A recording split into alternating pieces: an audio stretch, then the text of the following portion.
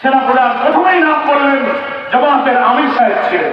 আলহামদুলিল্লাহ, হাসিনার বিদায়ের 4 দিন আগে যে জামাত ইসলামী ছাত্র শিবিরকে তুমি নিষিদ্ধ করেছে, 4 দিন পরে সেই জামাত শিবিরকে মহান আল্লাহ তাআলা তোমাকে নিষিদ্ধ করে জামাত শিবিরকে মর্যাদার আঘাতে উন্নীত করে দিয়েছে। ওমা তাশাউনা ইল্লা আইয়াশা আল্লাহু রাব্বুল আলামিন।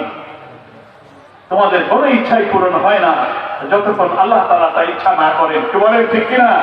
হাসিনা চেয়েছিল এই 15, 16, 17, 18 বছর তো একতরফা চালায় গেলাম, কত গুলি, কত ফাঁসি, কত জেল, কত হত্যা, তাও তো থামে না। শেষ পর্যন্ত ওর একটা ক্যালকুলেশন হলো কি, থামানো যায় না কেন? তাহলে ও শেষ পর্যন্ত, ও তো ইবলিসের খলিফা, তো ওর মাথায় ঢুকলো কি এই সব কিছু ঠিক হয়ে যাবে, এই সব আন্দোলনের পেছনে আছে জামাত শিবির, এইটারে তুমি আগে নিষিদ্ধ কর, তাইলে বাঁচবা। পুরা কপাল পোড়ার টাইম হলে এরকম হয়। কি বলেন ঠিক কিনা?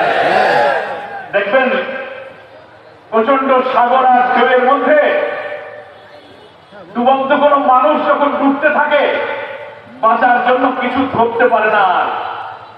কোন শ্যাওলা কচুরি পানাও যদি ভেসে যায়, ভাবে ওইটা ধরে একটু বাঁচা যায়। আসলে কচুরি পানা ধরে কি বাঁচা যায়? প্রভাব ছিল জামাত শিবির নিষিদ্ধ করে বোধহয় বাঁচা যাবে, বাঁচা যায়নি।